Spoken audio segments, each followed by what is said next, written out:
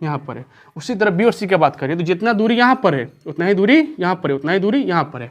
तो हम देख रहे हैं कि दो रेखाओं की बीच की दूरी जब हर जगहों पर क्या होती है, एक समान। दो रेखाओं की बीच की दूरी जब हर जगहों पर क्या होती है, एक समान, उसे हम लोग क्या बोलते हैं, समांतर रेखा। जैसे ट्रेन की पटरी देखी होइएगा, ट्रेन की पटरी एकदम एग्जैक्टली सेम डिस्टेंस पर होती है, क्या वो दोनों एक दूसरे को भी काट सकती है, नहीं, क्योंकि वह समांतर होती है। उसका डिस्टेंस जो होता है ट्रेन की पटरियों का हमेशा हर जगहों पर क्या होता है, एक समान होता है। तो वैसी रेखा क्या बोलते हैं, समांतर रेखा। इसमें सेम हुआ कि वैसा किरण पुंज, इसमें हम बात करेंगे कि वैसा किरण पुंज जिसमें प्रकाश की सभी किरणें एक दूसरे क्या होगी, समांतर होगी। हमने बोला कि प्रकाश वैसा किरण पुंज जिसमें प्रकाश की सभी किरणें एक दूसरे क्या होगा, समांतर होगा, उसे क्या बोलेंगे, समांतर किरण पुंज। जैसे एग्जांपल ये लिए, देखिए जरा गौर से समझिएगा, अपने समझने का प्रयास कीजिएगा। ये लिए और ये लिए, आप जरा गौर से इसको देखिए। इसमें जो हमने लाइन लिया है, ये बोर्ड है, थोड़ा हाथ से खींचिए, थोड़ा आपको लग रहा होगा कि डिस्टेंस ये थोड़ा कम बेस है। ये आप लोग जब कॉपी बनाइएगा तो स्केल से बनाइएगा ताकि डिस्टेंस क्या हो, एक बराबर हो। इस मार्क बोर्ड है वो थोड़ा बहुत ऊपर नीचे हो जाता है।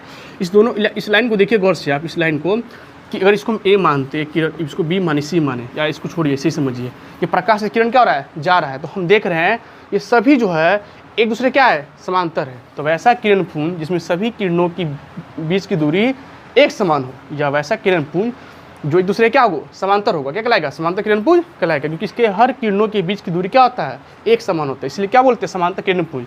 अगर आपसे एक छोटा सवाल पूछिए, अगर हम बोले बताओ बाबू जो सूर्य से प्रकाश आता है तो कैसा किरण पुंज होगा, तो आप सीधे बिना सोचे बोलेगा सर जी अब सारी किरण पुंज। लेकिन बता दें एग्जैक्टली गलत है। कि आप सोचते होइएगा ये सूर्य हुआ, क्या हो गया, सूर्य, ये सूर्य है, इससे प्रकाश निकल रहा है, फैल रहा है, इससे फैल रहा है, सतह से फैल रहा है। तो आप बोलेगा सर जी कि एक जगह से निकल रहा है और सतह क्या हो रहा है, फैल रहा है। अभी आप नहीं पढ़ाया कि सर जब प्रकाश स्रोत एक हो और वहाँ से लाइट निकले, सभी लाइट निकले, तो उसमें क्या बोलते हैं, अब सारी। लेकिन सूर्य से जो प्रकाश आएगा वो अब सारी नहीं होगा, क्या होगा, समांतर होगा। क्योंकि जो लाइट या जो वस्तु काफ़ी दूर होता है, बहुत ही दूर होता है, उसके लिए हम अनंत का इस्तेमाल करते हैं। और जो अनंत से आता है वो पैरेलल होता है, क्या होता है, पैरेलल। समझिए इसको ज़रा, अब गौर से समझते हैं। जैसे हमने एक यहाँ पे छोटा सा सूर्य बनाया, ये सूर्य बनाया, और ये ऐसे आएगा, लाइट इससे निकलेगा, ऐसे निकलेगा, ऐसे निकलेगा, ऐसे निकलेगा। तो ये जो आप देख रहे हैं ये, जस्ट हल्का सटा लीजिए, ये आप गौर से देखिए, ये दोनों आपको समांतर दिखेगा, क्या दिखेगा, समांतर दिखेगा। इसका ये छोटा सा डिस्टेंस जो है वह करोड़ों किलोमीटर में होगा। तो यह बहुत किलोमीटर तक या बहुत दूर तक क्या होता है, आपको बिल्कुल एक जैसा होता है इसका डिस्टेंस। इसका जो है, इसमें जो लाइट आता है दो किरणों के बीच, हम इसको दोनों के लिए, इसमें क्या होगा कि काफ़ी दूर तक ये दोनों लाइन एक दूसरे क्या होगा, पैरेलल होगा, समांतर होगा ना, बहुत दूर तक। आपको लग रहा है सर जी इतना डिस्टेंस, लेकिन याद कीजिए जो सूर्य हमसे इतना दूर है उसका थोड़ा डिस्टेंस भी करोड़ किलोमीटर के बराबर होगा, नहीं होगा। तो करोड़ किलोमीटर तक वो क्या होगा, पैरेलल होगा, एक समांतर दिखेगा ना। इसीलिए जो सूर्य से जो प्रकाश आते हैं वो कौन सी किरण पुंज है, समांतर किरण पुंज। ठीक है, 90% बच्चा को गलत जवाब देंगे, क्योंकि वो रटे रटाए रहते हैं कि सर जी एक जगह से निकल रहा है, सूर्य भी निकल रहा है, लेकिन ऐसा नहीं होता है। वो सूर्य से जो प्रकाश है कैसे किरण पुंज होगा, समांतर किरण पुंज होगा। यहाँ तक सभी को कोई दिक्कत समझने में? चलिए तो हमने जाना कि प्रकाश क्या होता है, फिर हमने जाना है कि जो प्रकाश जो है एक सरल रेखा में गमन करता है, और हमने प्रकाश की स्पीड को जाना कितना होता है, 3 × 10⁸ मीटर पर सेकेंड। फिर हमने बताया था कि जो कुछ वस्तु ऐसी होती हैं जिनके आर पर प्रकाश जाता है तो उन्हें हम लोग बोलते हैं पारदर्शी बोलते हैं। जिस चीज़ के आर पर प्रकाश नहीं जाता उसे बोलते हैं अपारदर्शी, और जिस चीज़ के आर पर धुंधला दिखाई पड़ता उसे बोलते हैं प्रभासी। फिर हमने जाना था किरण पुंज के बारे में, तो हमने बोला था किरणों के समूह किरण पुंज कहा जाता है। कै तरह का होता है, 3 तरह का। अब हम बात करते हैं इस पाठ का, जो पाठ का जो नाम है उसके बारे में बात करते हैं। लिखा है प्रकाश का परावर्तन, ये हमारे पाठ का नाम है। ये हमारा पाठ जो है भौतिक का पाठ 1 है, ये 10 या क्लास 10th का फिजिक्स, क्लास 10th का जो है हमारा फिजिक्स है, जिसका लेसन क्या है, 1 है, प्रकाश का परावर्तन। अब हम बात करेंगे प्रकाश का परावर्तन होता क्या है, जिसे हम लोग बोलते हैं रिफ्लेक्शन ऑफ लाइट। तो देखिए, जब भी प्रकाश की किरण किसी अपारदर्शक सतह, अपारदर्शक मतलब होता है जिसके आर पर प्रकाश नहीं जाता है, तो हम बोल सकते हैं कि जब प्रकाश की किरण किसी अपारदर्शक सतह से टकराकर लौटती है, हम बोलेंगे कि जब प्रकाश की किरण किसी अपारदर्शक सतह से टकराकर लौटती है उसे क्या बोलते हैं, प्रकाश का परावर्तन। जैसे आप एक घर में जाइएगा और एक टॉर्च लीजिएगा और रूम को हल्का वो थोड़ा बंद कीजिएगा, हल्का अंधेरा टाइप कीजिएगा, उस पर आप टॉर्च बारिएगा। अगर आप उस पर टॉर्च ऐसे बारिएगा तो लाइट निकलेगा ऐसे, अगर टॉर्च ऐसे बढ़िएगा तो लाइट निकलेगा ऐसे। जितना डिग्री से प्रकाश जाएगा, किरण जाएगा, उतना ही डिग्री से आएगा। जितना के कोण से आप उस पर लाइट मारिएगा, जितना जो प्रकाश मारिएगा तो कुछ कोण बनेगा।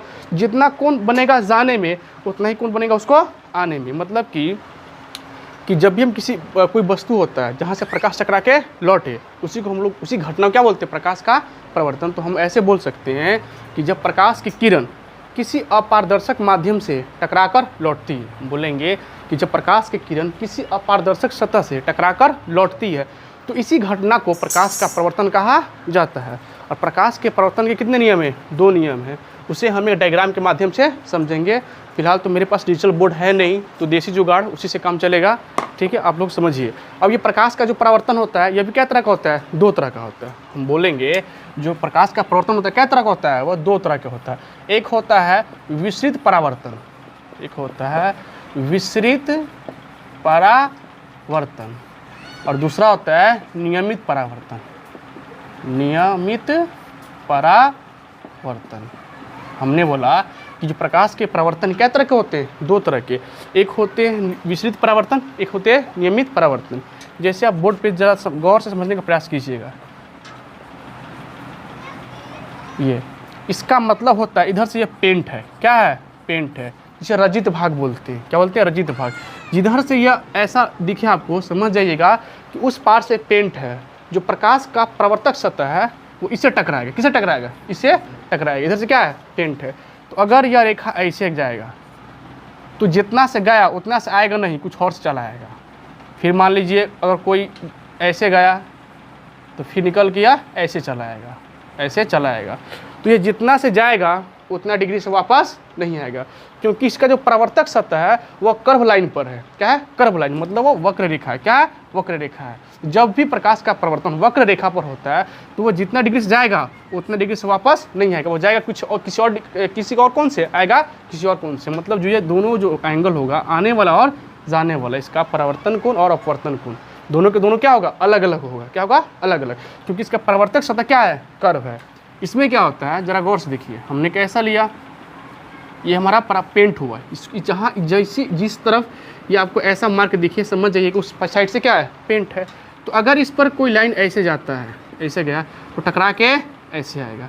तो जितना डिग्री से यह जाएगा उतना ही डिग्री से आएगा। और बीच में क्या होता है? अवलंब। ये दोनों क्या होगा? आपस में बराबर होगा। क्या होगा? बराबर होगा। जितना भी जाए उतना ही से वापस आएगा। तो ये होता है नियमित परावर्तन। हमने बोला परावर्तन 2 तरह के, एक विसरित परावर्तन, नियमित परावर्तन। जो विसरित परावर्तन होता है उसका जो परावर्तक सतह होता है वह कर्व रूप में होता है, वह टेढ़ा मेढ़ा होता है। लेकिन जो नियमित परावर्तन होता है वह क्या होता है? एक वो प्लेन होता है, वह समतल होता है। क्या होता है? प्लेन होता है, वह समतल, एक सरल रेखा होता है। क्या होता है? सरल रेखा होता है। ये होता है वक्र रेखा, ये होता है सरल रेखा। अब हम बात करेंगे कि प्रकाश के परावर्तन में कौन कौन से बात आते हैं, कौन कौन से फैक्ट्स है, या इसके बारे में कौन कौन सी जानकारी हमें लेना है। तो हम इसे मिटाते हैं, साफ करते हैं, हम लोग आगे बढ़ते हैं। ये उतना इंपॉर्टेंट नहीं था, बस हमने आपको जानकारी के लिए ऐसे ही पढ़ा दिया है। अब हम अपने सिलेबस पर आते हैं, अपने काम पर आते हैं। चलिए, ये हमने एक देसी जुगाड़, एक डंडा लिया है, ठीक है, जिसका इस्तेमाल हम स्केल के रूप में कर रहे हैं। तो हमने एक यहाँ से लकीर ऐसे खींचा। चलिए, हमने एक लकीर लिया, इसे हमने ऐसे ऐसे पेंट किया। ऐसे कि आपको समझ में आ गया होगा कि जो परावर्तक सतह है उस साइड से क्या है? पेंट है। क्या है? पेंट है। ये हमारा परावर्तक सतह हो गया। चलिए ध्यान देते हैं, अब बात को हम ध्यान से समझते हैं। अगर कोई रेखा इस पर ऐसे टकराया, अगर कोई प्रकाश की किरण, रेखा नहीं, प्रकाश की किरण, अगर इस परावर्तक सतह पर कोई प्रकाश की किरण मान लीजिए कि इस तरह से जा रही है, इस पर कोई प्रकाश की किरण इस तरह से जा रही है, तो यह जितना डिग्री से जाएगा एग्जैक्टली उतना ही डिग्री से वापस आएगा। जितना डिग्री से जाएगा उतना डिग्री से क्या आएगा? वापस आएगा। क्योंकि कौन सा परावर्तन है? बताइए, ये जो परावर्तन आप देख रहे हैं यह नियमित परावर्तन की विशिष्ट परावर्तन है। नियमित परावर्तन, क्योंकि इसका जो परावर्तक सतह क्या है?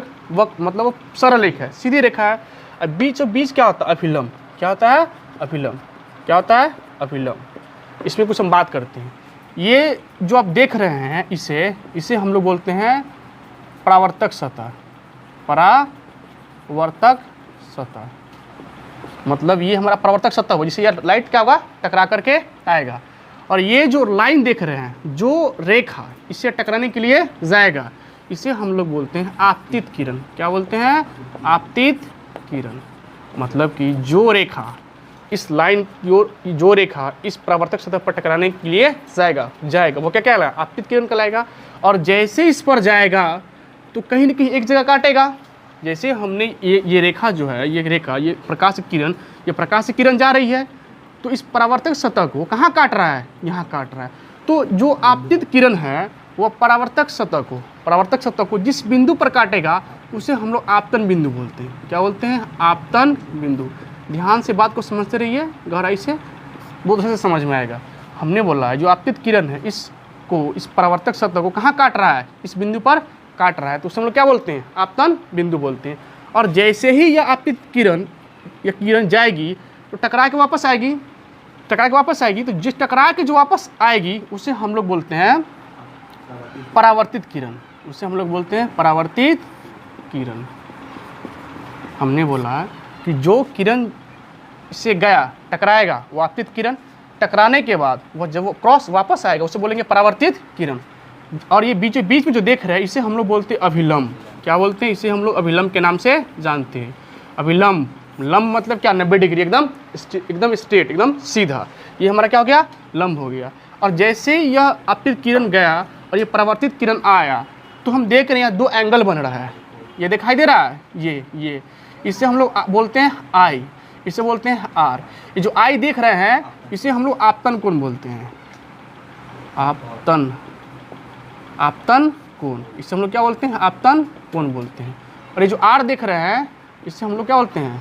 परावर्तन कोण बोलते हैं। हम लोग जो आई को है, वो आई जो आप देख रहे हैं, इस आई को हम लोग जो है वो क्या बोलेंगे? आपतन कोण। और आर को क्या बोलेंगे? परावर्तन कोण। हमने बोला जब भी कोई नियमित परावर्तन होगा, तो जब भी कोई आप देखा जाएगा टकरा के वापस आएगा, तो इसमें जो 2 कोण बनेंगे, आपतन कोण, परावर्तन कोण, यह दोनों आपस में क्या होंगे? बराबर होंगे। क्योंकि जैसे ही नियमित परावर्तन होगा तो रेखा जितने डिग्री के एंगल से जाएगा टकरा के उतनी डिग्री के एंगल से वापस आएगा। ठीक है, तो जब जो जितने डिग्री से जाएगा, जितने डिग्री से वापस आएगा, इसका मतलब हम यह कह सकते हैं कि आपतन कोण किस कोण के बराबर होता है? परावर्तन कोण के क्या होता है? बराबर होता है। मतलब कि कोण आई जो देख रहे हैं कोण किसके बराबर है? कोण आर क्या होगा? बराबर होगा। कोण आई जो देख रहे हैं कोण आर क्या होगा? बराबर होगा। अब इसमें बात को अगर हमको याद रखना हो, अगर हमसे कोई पूछ दे कि सर आपतन कोण किससे बोलते हैं, तो याद रखने के लिए आपको रटना तो है ही नहीं, रटना बिल्कुल मना है। आपको बात को गहराई से समझना है। कोई आपसे पूछा आपतन कोण क्या है, तो ये आपको दिखाई दे रहा है, ये जो लाइन दिखाई दे रहा है इसे हम लोग अभिलंब बोलते हैं। अभिलंब, और ये क्या है? आपतित किरण। तो आपतित किरण और अभिलंब के बीच के कोण को ध्यान से समझिए। हमने बोला ये जो लाइन जा रहा है आपतित किरण हो गया, तो आपतित किरण और अभिलंब के बीच के कोण यही वाला आ गया, इसे क्या बोलेंगे? आपतन कोण। ठीक उसी प्रकार अभिलंब और परावर्तित किरण के बीच के कोण को क्या बोलेंगे? परावर्तन कोण। हमने बोला कि आपतन कोण क्या हुआ? तो परावर्तित किरण और आपतित किरण और अभिलंब के बीच के कोण को आपतन कोण, और अभिलंब और परावर्तित किरण के बीच के कोण क्या बोलेंगे? परावर्तन कोण। नहीं समझ में आया? हमने बोला आपतन कोण क्या है, तो अब सब बोलिएगा सर अभिलंब और आपतित किरण के बीच जो कोण बनेगा उसे बोलेंगे आपतन कोण। ठीक है, अब फिर बोलिएगा कि सर अभिलंब और परावर्तित किरण के बीच जो कोण बनेगा उसे बोलेंगे परावर्तन कोण। ये कभी कभी आपसे क्या होता है कि प्रकाश के परावर्तन की घटना को एक किरण अर्क के द्वारा दर्शाइए पूछते हैं, तो उसमें डायग्राम ऐसा ही बनता है। ये हमारा परावर्तक सतह हुआ, और ये आपतित किरण जहाँ पर इसे काटेगी उसे हम लोग आपतन बिंदु के नाम से जानते हैं, और ये हमारा अभिलंब होता है। और ये किरण गया तो आपतित किरण, टकराने के बाद वापस आया तो परावर्तित किरण, ये हमारा अभिलंब, ये कोण आई और कोण आर।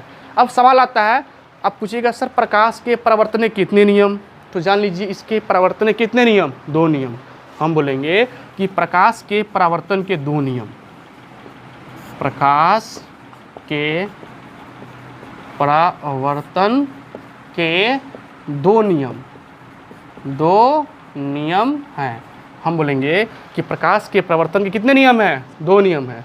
अब ध्यान दीजिए, पहला नियम तो यह है कि आपतन कोण परावर्तन कोण के बराबर होता है। पहला नियम क्या है कि आपतन कोण परावर्तन कोण के बराबर होता है। मतलब जो एंगल आई देख रहे हैं इसे बोलते हैं आपतन कोण, और आर को बोलते हैं परावर्तन कोण। तो हमारा कोण आई कोण आर के बराबर। तो प्रकाश के परावर्तन का पहला नियम होता है कि आपतन कोण परावर्तन कोण के बराबर होता है।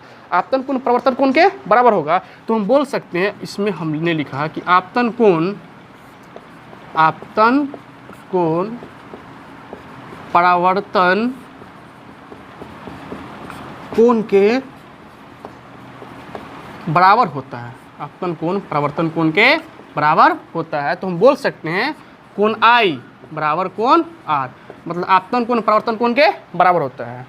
और इसका दूसरा नियम है, आप गौर से देखिए, ये आपतित किरण या अभिलंब या परावर्तित किरण या आपतन कोण या परावर्तन कोण, इस सब में एक बात कॉमन है, एक बात है, क्या है कि सभी के सभी एक ही तल में हैं। इसमें दो तल हुआ, एक तल इस परावर्तक सतह के ऊपर, एक तल इस परावर्तक सतह के नीचे। तो हम देख रहे हैं कि ये आपतित किरण, परावर्तित किरण और आपतन बिंदु पर डाला गया अभिलंब, तीनों के तीनों एक ही तल में है। तो ये हमारा हुआ प्रकाश का दूसरा नियम। तो हम बोलेंगे प्रकाश के परावर्तन के दो नियम, हम बोलेंगे प्रकाश के परावर्तन के दो नियम। पहला, आपतन कोण परावर्तन कोण के बराबर होता है, पहला बोलेंगे आपतन कोण परावर्तन कोण के बराबर होता है। और दूसरा बोलेंगे कि बोलिए कि सर आपतित किरण, परावर्तित किरण तथा आपतन बिंदु पर डाला गया अभिलंब, बोलेंगे हम कि सर आपतित किरण, परावर्तित किरण तथा आपतन बिंदु पर डाला गया लंब तीनों एक ही तल में होते हैं। ये हुआ हमारा प्रकाश के परावर्तन के दूसरा नियम। तो ये था आपके प्रकाश के परावर्तन, उसका किरण आरेख, उसके नियम जो हमने आपको बताया। आपको ध्यान से सभी वीडियोज़ को अच्छा तरह से देखना है, इसको नोट्स बनाना है। आपको जल्दी इस सभी जो हम बोले या पढ़ाएं इसका PDF आपको मिलेगा, या आप खुद से भी बना सकते, कोई दिक्कत। अच्छा से जैसे हमने बताया स्टेप बाय स्टेप आप लिखिएगा और बताइएगा, ठीक है।